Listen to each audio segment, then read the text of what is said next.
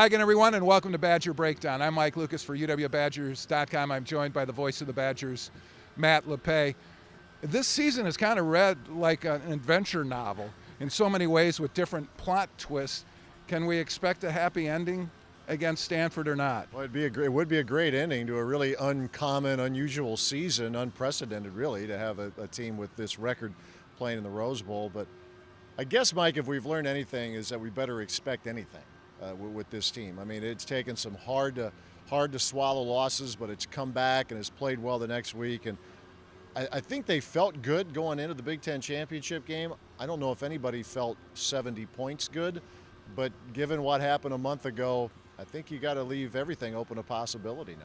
I'm not sure anybody is able to measure the impact that Barry Alvarez has had on this team since taking over for Brett Bielema after he left for Arkansas. But if I could find a word to best describe it, it would be stability. I think he has brought some stability to the program at a time when it needed some. Yeah, stability and maybe energy. And I don't want to disparage Brett in saying that, but everybody who's been around Barry for any amount of time knows how much he loves the Rose Bowl game. I mean, who doesn't really? But Barry openly gushes about what it means to play in this game, and I think maybe with the way he's tinkered with the practices, has maybe shaved some time here and there, just enough different things there to help keep the players fresh. A little tweak here and there can't hurt, and I think we're all really curious to see how this group is going to come out. Players always look to the head coach for some sort of direction. If they see Barry, they're going to see swagger. They will see that. He has no shortage of that. When he had his first news conference, when he announced that he was going to be taking over the team, it was just, you couldn't help but smile, because that's the Barry Alvarez that we all knew. That's the Barry Alvarez who was a part of 118 wins and the great bowl record, the unbeaten record here in Pasadena. And I think that there's just something about that can spread.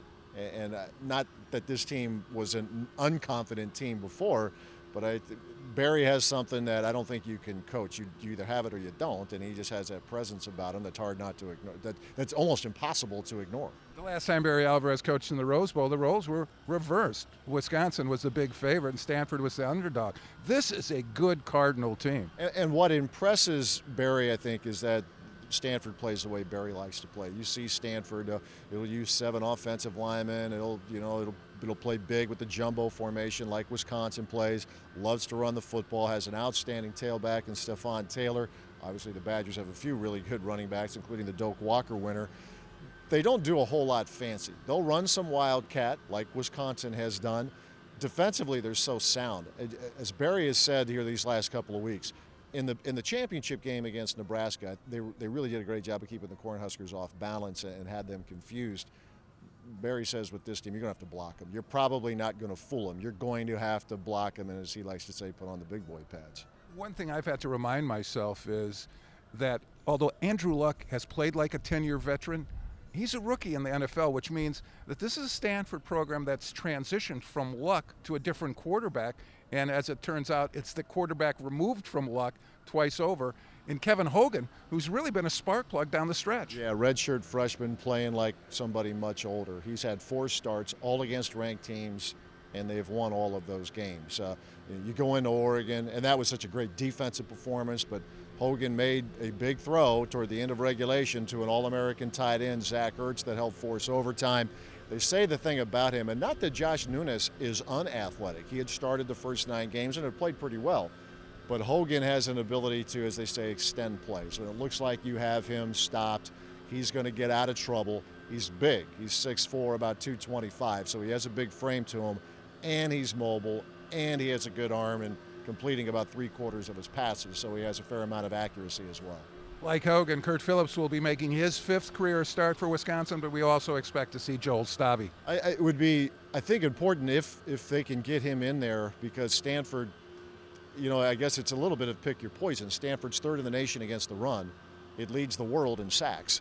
But you would have to think if you're Wisconsin, you're going to need to find a way to stretch the defense a little bit. That front 7 is so good for Stanford. So if it's Phillips, if it's Stavy, whoever it is, that quarterback is going to need protection.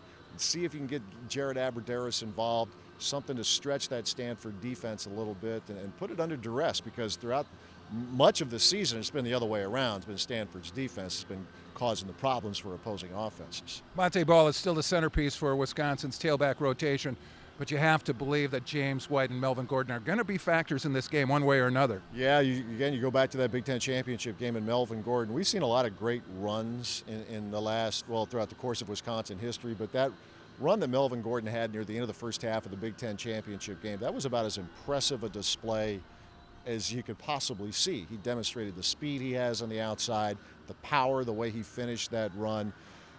Yeah, and you look at James White. James White has the highest yards per carry average in Wisconsin history, almost 6.2. Now, Monte has the record, Ron Dane has the record, but James White, and maybe in a more understated way, at least outside the program, when he touches the ball, things are going to happen in a positive way. 6.2 yards a carry is, right now, that's the best in the history of the program. Final thought, this coaching staff has kept it all together despite what has been a very turbulent month, and you have to give all of those assistants a lot of credit for maintaining their composure and their commitment to the players. Yeah, you think about it, these guys, as Barry talked about, were given opportunities, but 24 hours to make a decision, and their heads have to be spinning. You're thinking, okay, you're going to be uprooting your families, you're thinking about that next job, but you're right, all indications are when it's been time to focus on the Badgers, all those guys have done that. Look, that's, some of these guys we've known longer than others, but it seems like a pretty good group of people here, Mike, on this staff, and the guys who are leaving are good guys, and I think it's the Rose Bowl, so I think if you're an assistant coach, if you're anybody connected with the program, that's a great notch in your resume if you could win it. But I still think it's probably easier said than done, maintaining the focus, but it really appears as though this group of coaches has been able to do that. Since taking over the team, Barry Alvarez has emphasized one thing: finish the deal now. That's what, he said, look, in this regular season, that didn't happen. They came very close. You look at those overtime games, especially the last two against Ohio State and Penn State, where the Badgers score at the end of regulation to force overtime, seemingly have the momentum, but didn't finish. So that is some of those terms, finish, going to be a 4-quarter game. So he's telling his guys, be ready for that.